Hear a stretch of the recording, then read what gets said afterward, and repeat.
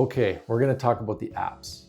But first, thank you very much for all the comments, the views, the subscriptions on the first couple videos. Truly appreciate it. It means a lot. Thank you very much. And if you haven't seen the first couple videos, check them out. I'll link them down here, up there. I don't know how to actually do that yet. But if not, go into my channel. There should only be 3 videos there now, so they're not hard to find. And in those first 2, we planned the home server, the hardware that I wanted to use, the OS. And the second one, we built it, got all the hardware together, installed TrueNAS, set up the data pools, the app pool, the data sets, and now we're ready to look at the apps that I have set up and running. And I'm going to talk through some of the challenges I went through to get everything working properly. Had some issues with secure connections and HTTPS. Had some issues with GPU pass-through with Jellyfin. But let's look at the apps. I'm not going to go into crazy amount of detail about how to configure everything. But if there is something that you are interested in me going into more detail on, I'd be happy to do another video specifically on that. But without further ado, let's have a look. So here are all the apps I'm running. You can see I got a few set up and running. Most of them running, a couple stopped. I'll talk about why I'm not running those anymore. But most of them are running and they're functioning well. So over to the data sets, just quickly to have a look at where we're storing all the apps. And as a reminder, we set up this app pool in the second video, and also this apps config dataset. So inside this dataset are all the config files for the applications. So we'll look at that in a minute here, how we configure that. But it's one for one, so each app has its own data set in here. And there's other ways you can do it. If you just leave it automatic, TrueNAS will set up its own storage folder as a hidden folder within the file system. But I like to keep them visible here, and this allows to set up some backup options if you want to back these up to the cloud. But as one of the viewers in the previous video mentioned, hey, it'd be a good idea to set up my app drive in a mirror configuration. I just have the one SSD right now. I'm going to look into doing that. The SATA ports are all jammed up on that board right now. They're all used. So to do that, I have to get an expansion board, an HBA board with more SATA ports, which I should do anyways, and would probably have to do in the future when my storage pool gets filled up and I need to get some more expansion drives in place. So not sure where those drives will go in that box, but that's a future Corey problem. So back over to the apps, just running through these, I'm going to go through the app itself and then the companion app that we're running as a client on our devices, on our iPhones and our iPads. So the first one here is Audiobookshelf. This is pretty straightforward. This app came from the App Store through this Discover Apps option in TrueNAS, and it was just a straight install, no fancy configurations here. You can see the WebUI here, go into the library. These are some nonfiction books and fiction books here. And I was able to download all these off of my Audible account and then get them onto the NAS and dump them into the data pool to where I set up the audiobooks folder and directed Audiobookshelf to look at that folder for the library. So when setting these up, I'll just show you as an example on this one. Most of them will be similar. When you go to install, it'll bring you to this page and you can select a port that you would access the app on. I'm a bit weird with this one. I was looking up the default ports for these applications and using the same default ports that the applications use, because TrueNAS will assign it some other port like this 30,000 number range here, and that's the range it'll use for the Docker applications.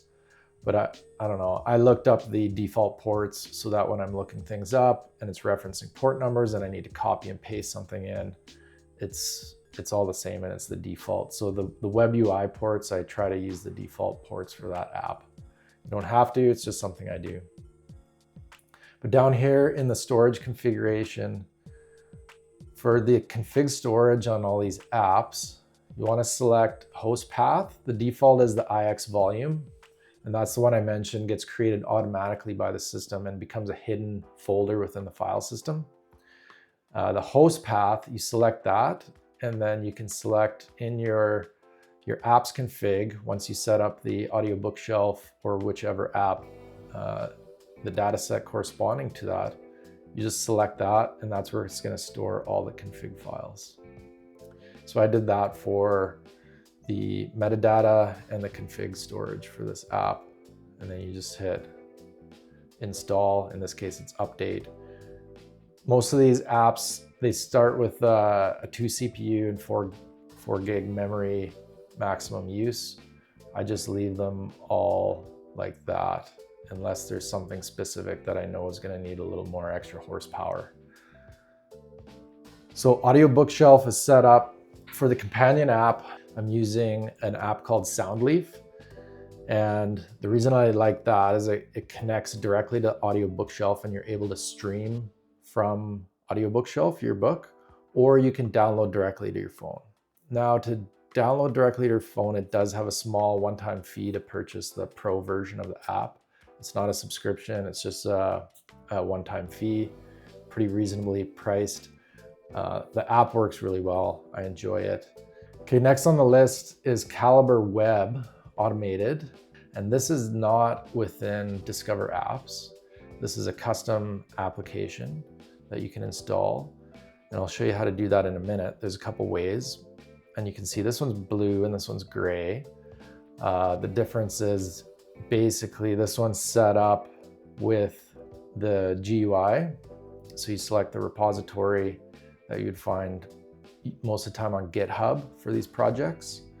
And then there's a few other options in here that you don't really have to touch. You can set up the port. It's a bit more manual than with the built-in TrueNAS apps. You have to specify here the container port and the host port and the protocol, but not too complicated. And the same thing with the host path. You have to set the internal path and the external path.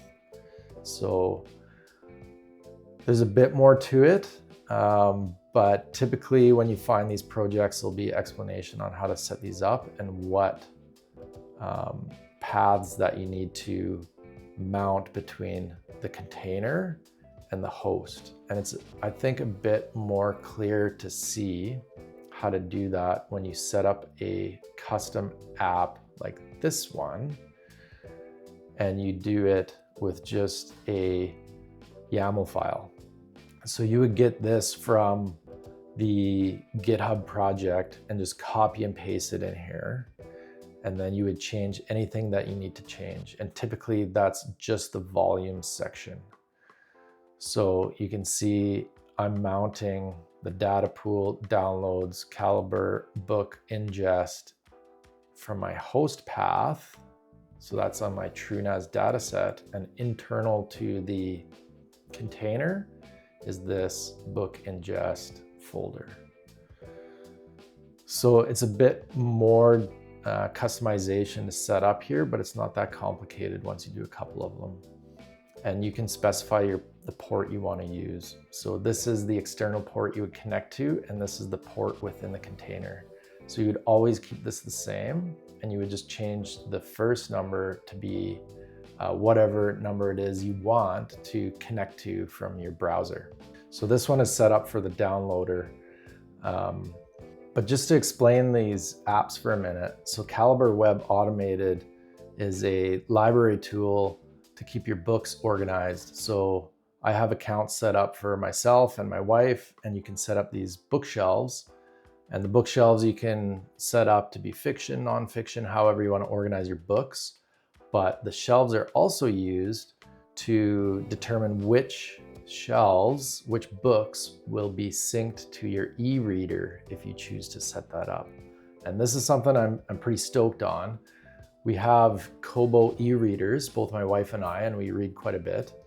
And what we've been able to do is configure the Kobo to, instead of sync to the Kobo server, it will instead sync to the home server on this Calibre-Web setup. So we can add books into Calibre-Web, hit sync on the Kobo, and it'll download it onto the Kobo and keep it synced. So that's pretty awesome.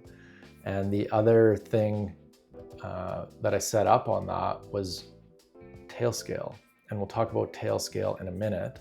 But what I wanted to be able to do is sync my books and that Kobo from anywhere, not just on my local network when I'm connected at home, but if we're away, we can download a book and sync to the Kobo. And so that took a little bit to figure out how to get Tailscale installed on the Kobo and how to remote SSH into the Kobo to be able to do that.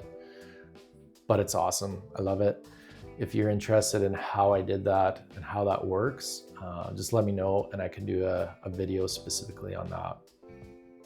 So that's Calibre-Web. It's hosting our books, our ebooks, and the automated book downloader.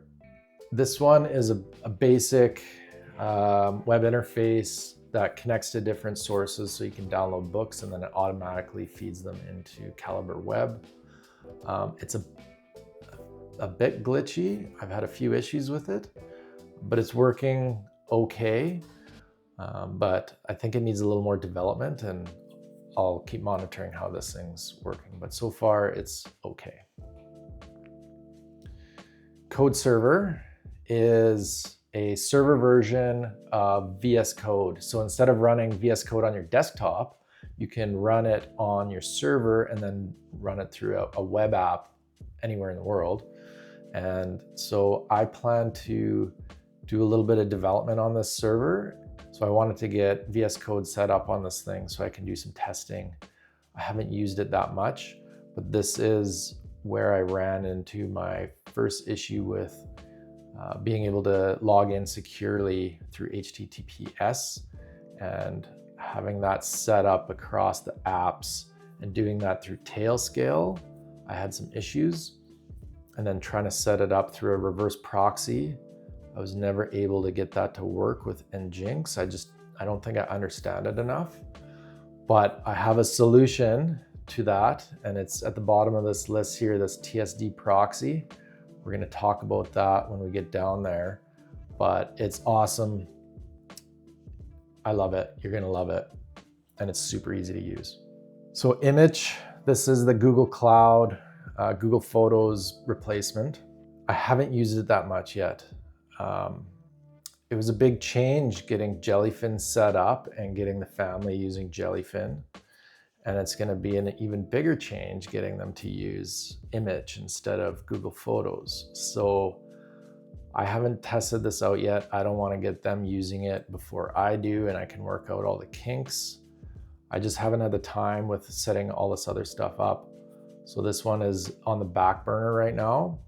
And I just want to manage the change that's happening across the family right now and make sure it's a smooth transition to some of these apps. So we'll work into this one over the next month or so. Okay, Jellyfin. If you're watching this, you probably know what Jellyfin is, but if you don't, it's the media server for watching movies, TV shows. And if you're looking at Plex versus Jellyfin, just go with Jellyfin. It's free. It works great. I had some issues here with setting up transcoding and with the GPU pass-through, trying to get my video card recognized by the app in order to transcode video. So if you're watching video on a low connection speed on a device, it'll take that high quality video, transcode it down into a lower quality video, and then deliver it to the device.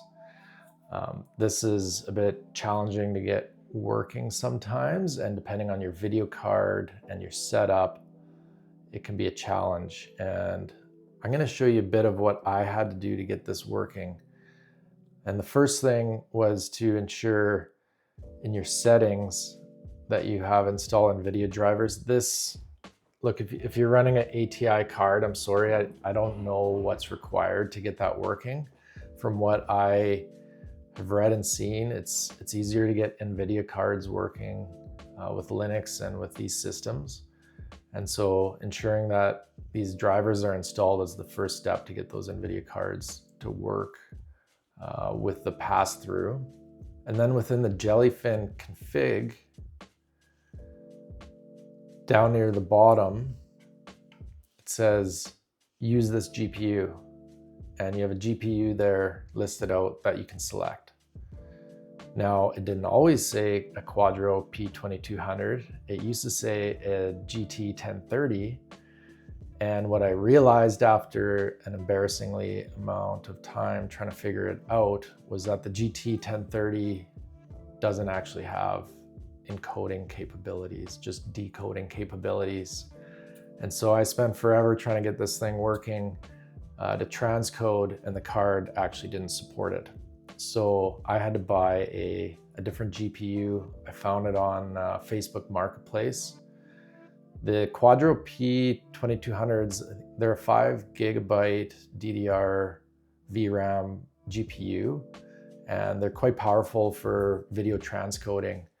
And you can pick them up pretty cheap. So it's a good option if you're looking for a GPU to do transcoding, and it'll do many streams in parallel. So if you have a few users that are all watching video at the same time, it'll support multiple streams at the same time. So it's pretty powerful. But that wasn't it. So after setting up the drivers and clicking that box at the bottom of the config page, it was still giving me an error. And it took a while to figure out what was going on, and a lot of web searches. And I finally figured it out within a config file for the Docker config. So I'm going to show you here what I had to do. So I found this forum page on the TrueNAS website, and it was for this NVIDIA GPU issue after upgrading TrueNAS to 2504, which is what I'm running. And so in here, you have to run a couple commands in the shell of the system in order to get this to work. So the first thing you do is run this command here, and to get to the shell, you go to system shell and just paste that command in, and it'll show you the GPU information.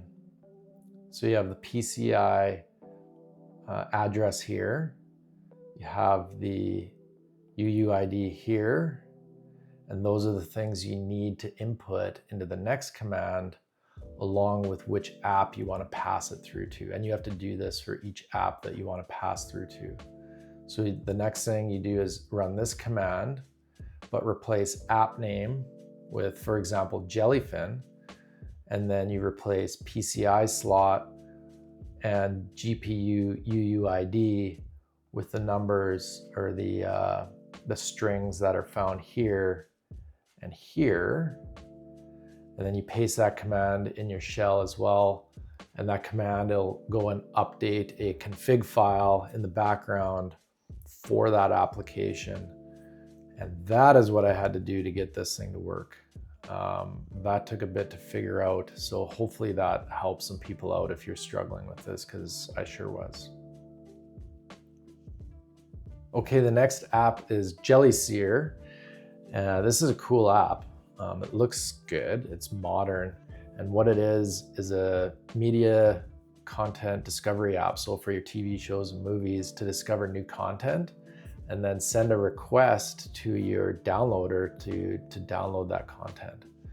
And so here's the app here, and you can sign in, and it uses your Jellyfin accounts to do that.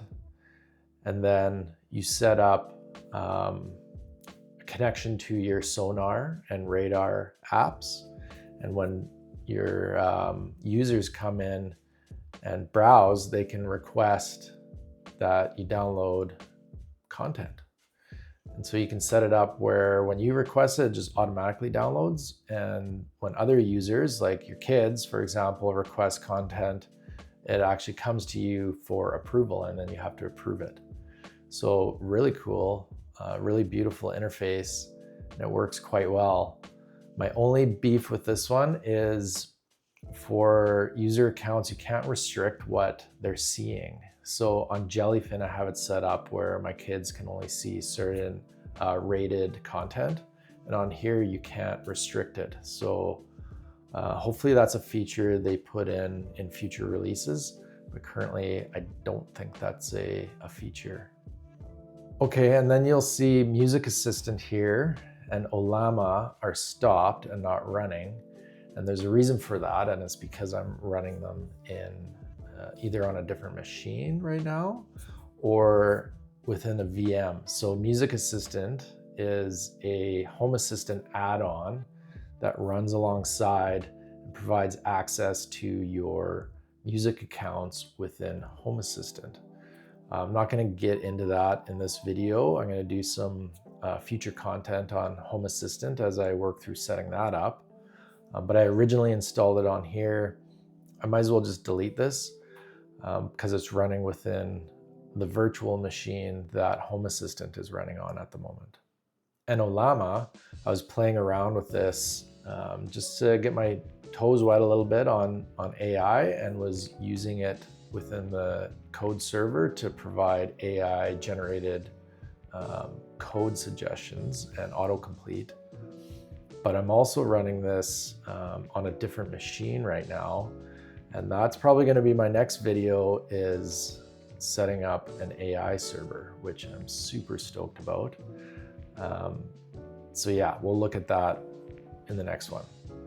So WebUI, this is like a ChatGPT interface, chat interface that'll connect with your locally ran large language models, your LLMs, or cloud-based models as well.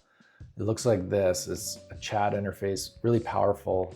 I haven't taken advantage of all the abilities of it yet, but this model here is running locally. I can say, hi, what is the matrix? And this will spool up the model. So the first prompt always takes a minute while it spools up. It's really crazy when you look at how these things think through the prompt and then provide you with an answer. And so it's giving me one on mathematical matrix and also the movie Matrix. Pretty awesome. I'm going to be diving deep down this AI rabbit hole as well in future videos, so stay tuned. Okay, Pi-hole. This is an ad blocker, is basically what I'm using it for. I know it's capable of more as a proxy, I believe, but I'm basically just using it as an ad blocker and a website blocker. So the whole network is connected to this through the router.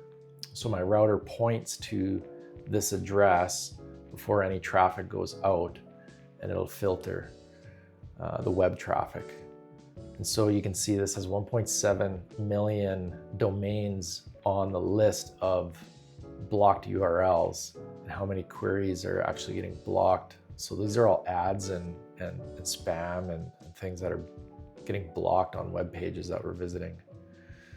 So you can set up lists in here, and there's a GitHub block list project that has multiple different lists of URLs, and you can add whichever ones you want in here. So ads, a basic list.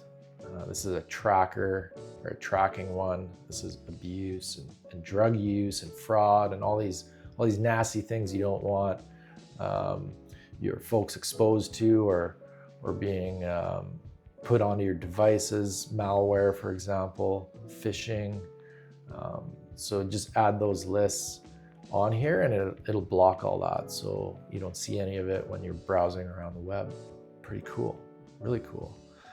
And if there's domains that are getting blocked by accident, then you can give it a list that you want to allow through. So this one, the movie DB This was getting blocked, and this was being used by Jellyseerr. So I had to put that on the clean list or the allow list. So that's how that works. Again, I show a little bit more how I configured that if anyone's interested, but quite a bit of content out there on Pi-hole. Lots of people use it. So these next ones, radar, sonar, recyclar, SAB, NZBD. I'm not going to go into much detail on these. I'm sure you know what these are: movie and TV media organization and management and downloading capabilities. Recyclar, though, is an interesting one. And if you are setting up radar and sonar, you should check out Trash Panda guides. And there's a lot of information about how to set up quality profiles within sonar and radar. And this Recyclar is an app that will take the Trash Panda config files and automatically configure sonar and radar with those profiles. So a bit confusing, I know, but check out Trash Panda guides, just Google it. And I'll also put a link down for, I believe it's called Serve the Home. And I found that wiki was quite handy as well when setting up these apps. And then last but not least, before we get into Tailscale and TSD Proxy, is Suggestarr. And this one is a simple app that kind of runs in the background, connects to Jellyfin. It monitors your viewing habits and the content you're looking at. And then it suggests new content based on what you have been viewing. And it sends those requests into Jellyseerr for you to approve or deny them. So very cool for discovering new content. It's kind of like Netflix, where it's like, hey, you might be interested in this. That's what Suggestarr is also doing. Last but not least is Tailscale. If you don't know what this is, and I didn't up to a few months ago, it's an app, it's a service that is free to use up to a certain limit. Probably for personal use, I don't know if you'd ever hit that limit. It's free to use, and what it is a virtual private network for all your devices. And it's super easy to use, and it makes connecting back to your home server remotely from wherever you are in the world really easy. And so look it up, tailscale.com. Your legacy VPN belongs in the past. You install this on all your devices. You can see I have it installed as well, just like this image is showing here, on your iPhones and on your server. And so this allows you to connect using a Tailscale IP address or using a Tailscale URL, and it'll generate one for you, and you can keep regenerating them actually. And it gives you a URL that includes something with a tail and something with a scale, .ts.net. And so you can use your own URL as well, or you can use one of those Tailscale URLs. I'm using one of the Tailscale ones. But this allows you to connect from anywhere. It's super easy. Look it up, get it installed. You will not regret it. It's awesome. You can also use it to set up secure connections. And I had a bit of problem with this and the Docker apps. I was able to set up a secure connection to the host server, TrueNAS itself, but getting a secure connection into these apps was a bit challenging for some of them. And for whatever reason, the way I was doing it through Tailscale serve command worked on some, but not on others. And then I went down the rabbit hole of reverse proxy and Nginx, and I could not figure that out. And then I found this TSD Proxy project on GitHub. And this made life so easy. I installed this app, and it's a custom one, as you can see.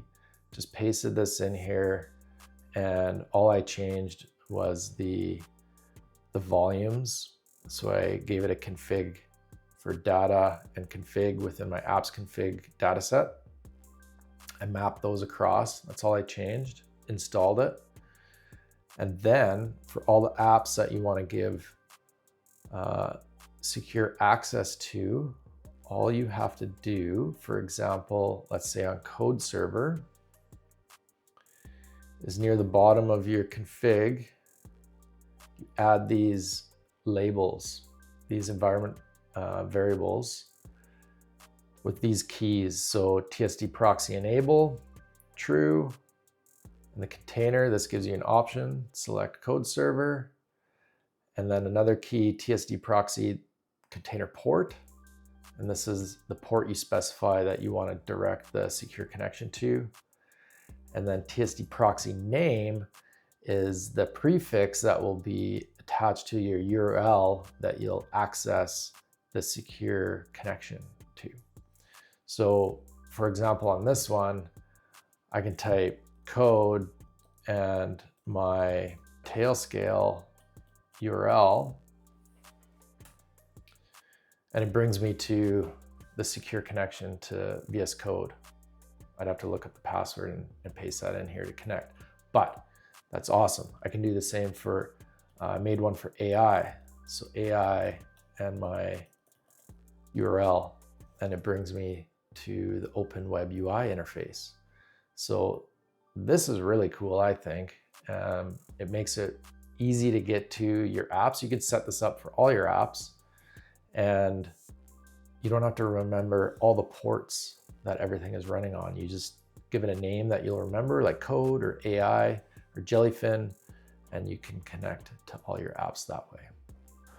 Okay, so those are all the apps. Hope this was helpful for some people. Hope you learned something. If you want to go deeper into any of these configurations or apps, just let me know and we can see about doing that. If not, the next video is probably going to be a bit of a pivot to the AI server that I'm building, really excited about, and starting to look at the Home Assistant VM that I'm running and how those two might connect to each other. So excited about that. If you're interested, subscribe, and let's go down this rabbit hole together. Okay, cool. See you all.